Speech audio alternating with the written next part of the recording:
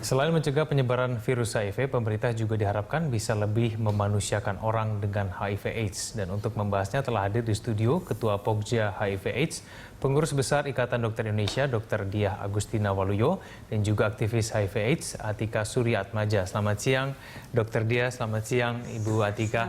Terima kasih sudah bergabung bersama kami di Jurnal Siang. Kita berbicara mengenai Hari AIDS Sedunia, dan saya akan tanyakan dulu kepada Ibu Atika dulu. Ibu Atika, kalau menurut Anda ini, di Hari AIDS Sedunia pada hari ini, menurut Anda ini penyebaran HIV/AIDS di Indonesia saat ini seperti apa sih?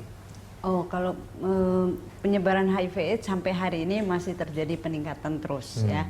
Artinya walaupun kegiatan pencegahan selalu dilakukan, tetapi kasus ternyata tetap masih meningkat.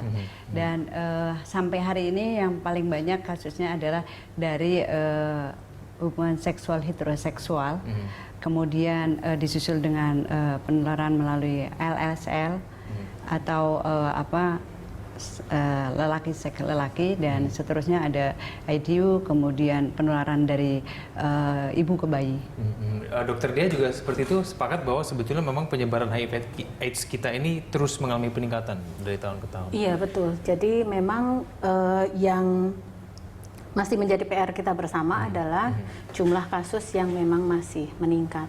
Jadi ini juga harus kita terus upayakan agar kasusnya semakin lama semakin banyak yang terungkap sehingga bisa kemudian ditindaklanjuti atau diobati. Yang masalahnya adalah kendalanya di tahun-tahun kemarin itu kita kasus yang ketemu itu sedikit sekali, sehingga kita sulit untuk kemudian mengobati karena ketemunya kasusnya masih juga kurang. Baik, kalau kita berbicara mengenai penyebaran, kita akan simak dulu mengenai grafik yang kita tampilkan di layar berikut ini. Ini adalah grafik mengenai jumlah kasus HIV dan AIDS dari tahun 2011 hingga 2013. Dokter Dia dan juga Ibu Atika, kalau kita cermati memang ini adalah kasus yang mengalami peningkatan ya. Namun kemudian kalau kita cermati pada tahun 2013 ini tingkat HIV 29.000, tapi meningkat dari tahun sebelumnya, tapi yang AIDS-nya menurun. Nah ini kalau menurut Anda kenapa ini? Dokter Dia mungkin bisa menjelaskan. Gini, kalau melihat grafik itu kita lihat dulu pas pertama adalah perkiraan total kasus itu sebenarnya di tahun 2011 itu ada 150.000 kasus. Tetapi ternyata dari testing yang ketemu kasus HIV-nya cuma 21.000. Nah ini kan ada miss yang jauh sekali antara perkiraan kasus dengan kasus yang ditemukan. Nah ini kendalanya adalah kita kurang banyak melakukan testing gitu, sehingga kasus yang ketemu juga masih lebih sedikit. Ini kurang banyak testing ini karena memang upaya yang sudah dilakukan kurang atau memang kesadaran dari orang-orang yang mungkin terkena penyakit itu kurang? Dua-duanya. Tadinya kita berharap testing HIV itu dari testing yang sukarela saja. Tapi sejak beberapa tahun terakhir, mungkin 5 tahun terakhir itu kita galakkan testing yang tidak hanya sukarela tetapi bisa diinisiasi oleh petugas-petugas kesehatan. Bahkan mulai tahun kemarin itu sudah ada program untuk meningkatkan testing. Nah diharapkan dengan testing kita ke depan ini masih akan banyak kasus, tetapi justru kasus-kasus yang gunung es tadi.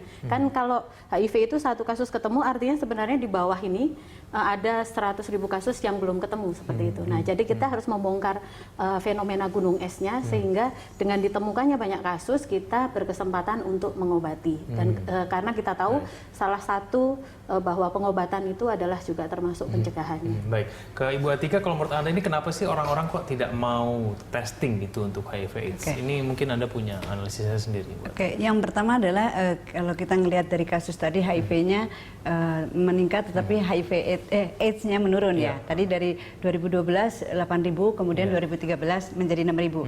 Itu kalau kita melihat sebagai pendamping atau di lapangan adalah keberhasilan pengobatan. Artinya masuk ke tahap AIDS menjadi lebih sedikit karena memperpanjang masa tanpa gejalanya.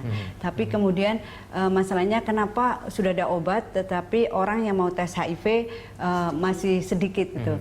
Yang pertama adalah terus terang masyarakat kita belum bisa memperlakukan orang dengan HIV itu seperti penyakit yang lain. Artinya stigma diskriminasi masih berkembang di negara kita terutama ya. Itu juga yang membuat kadang-kadang orang sebenarnya merasa berisiko dan dia tahu cara mengaksesnya, dia tahu tempatnya di mana, tetapi dia lebih baik tidak tahu status saya gitu.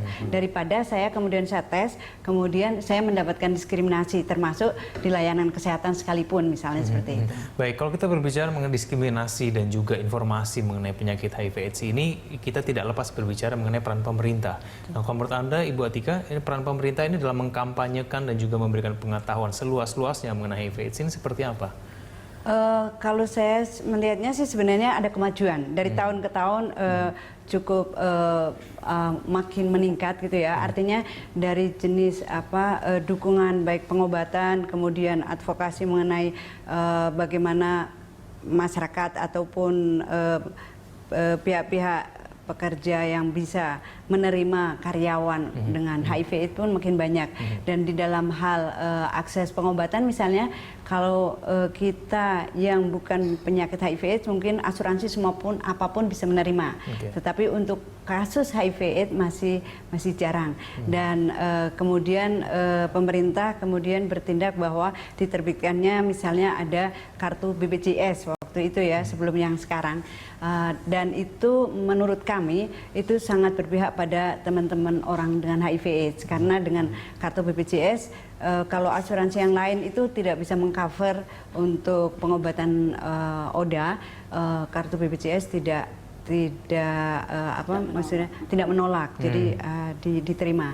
Dan itu buat kami pendamping maupun teman-teman ODA, tentu itu harapan besar untuk kedepannya jauh lebih baik lagi gitu. Karena kalau untuk kartu BPJS kan belum semua rumah sakit atau layanan kesehatan bisa menerima itu. Baik, kita akan lanjutkan lagi dulu. Kita di segmen berikutnya saya akan tanyakan kepada dokter apa kesulitan itu dokter untuk kemudian mengobati para pasiennya, mungkin punya kendala-kendala khusus. Kita akan bahas itu di segmen berikutnya. Pemirsa, jurnalisnya akan segera kembali.